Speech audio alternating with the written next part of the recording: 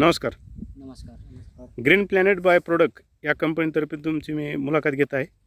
तर आज तारीख 21/11/2020. तर आपला हा झेंडूचा प्लॉट आहे. तर ह्याची लागवड किती तारखेची आहे सर? गेल्या महिन्यातली 5 तारखेची 10व्या महिन्यात. 10व्या महिन्यातली.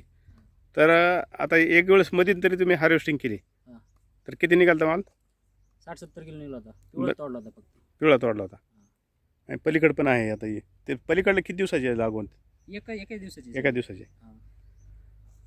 तर ह्याचं जे ग्रीन प्लॅनेटचे प्रोडक्ट आहेत ते तुम्ही कसे यूज केले आणि त्याचा रिझल्ट कसा वाटला तुम्हाला, त्याच्याबद्दल थोडी माहिती सांगा.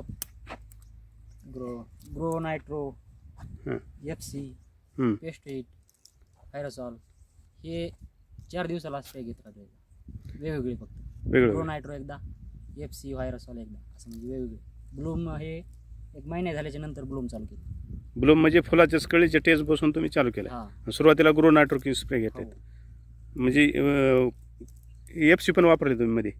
FC मध्ये म्हणजे 15 दिवस वापरली होती. 15 दिवस वापरले. तोडा किती दिवसात झाला पहिला तोडा? पहिला थोडा महिन्यानंच झाला म्हणायचं. 30 दिवसामध्ये. हां. जनरली 45 दिवसानंतर झेंडूचा तोडा चालू होतो. हां. 30 दिवसामध्ये पहिला तोडा पूर्ण झाला. माल किती निघाला होता? 60-70 किलो निघाला होता. 60-70 किलो माल निघाला आणि दुसरा तोडा रेडी आहे सध्या. तर तुमचे दुकानदार आहेत. हो. सर तुमचा ॲड्रेस सांगा. खर्डा, हिंदुस्तान ॲग्रो एजन्सी खर्डा, हां. जामखेड रोड, इंग्लिश स्कूलच्या समोर. सरपंचून तुम्ही ग्रीन प्लॅनेटचे प्रोडक्ट घ्या. हो. तर ह्याचं मार्गदर्शन कोणी केलं तुम्हाला? त्याचं मार्गदर्शन गरड सरांनी केलं. सर गरज सर. ह्याला कसे प्रोडक्ट दिले तुम्ही? काही नाही, याच्या बेसल डोसपासून आत्तापर्यंत सगळं मटेरियल जे आहे ते टोटली ग्रीन प्लॅनेटचे.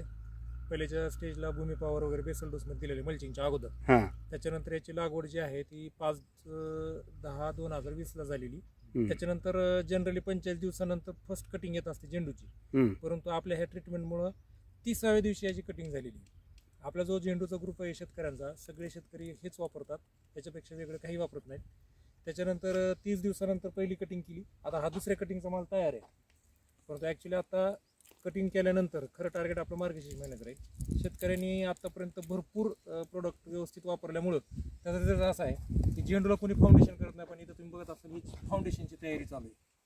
म्हणजे ब्रँच वाढले त्याच्या. याच्या ब्रांचिंग वाढण्यासाठी हं. आपण सगळ्यात जास्त ब्लूम, हं. नायट्रोकिंग याची फवारणीमध्ये देतो, ग्रो एक देतो.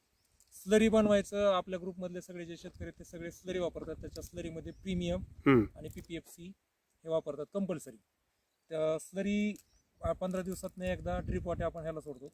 स्प्रे आपण आठवड्यातनं 2 ठेवतो. कीटकनाशक म्हणून व्हायरसॉल आत्तापर्यंत वापरले.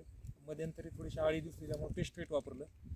फुलकळी बाहेर जास्त निघावी, फुलाची सेटिंग व्यवस्थित व्हावी, साईज मिळावी म्हणून ब्लूम आणि फ्रुटर म्हणजे फ्रुटरचा पण तुम्ही वापर केला? केलेला आहे.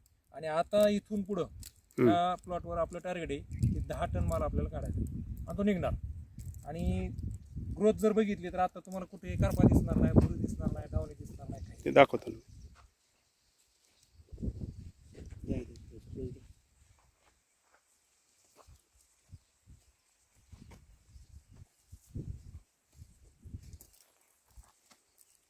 सर तुमचं पुन्हा एकदा नाव सांगा पूर्ण. गोपाळ घरे किरण कांतीलाल, राहणार मोरी, तालुका जामखेड, जिल्हा अहमदनगर.